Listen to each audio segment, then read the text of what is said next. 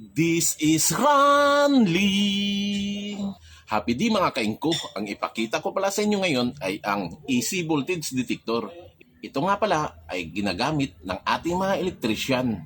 Para ito ang mag-check ng mga wire kung yun ay live pa or wala na. At ngayon, ititesting natin to para makita nyo kung paano to gamitin.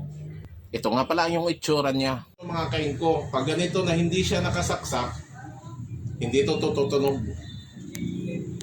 Ibig sabihin, hindi siya live wire.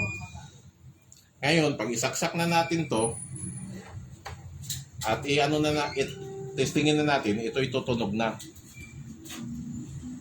Ayun. Mali, hindi tumunog.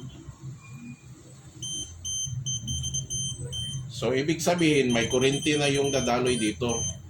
At para malaman natin, paganahin talaga natin to. Mga kaingko, may nagtanong din pala, paano kung nasa molding yung wire, kaya bang i-detect? Kaya ngayon, susubukan din natin. So, kaya pa rin mga kaingko.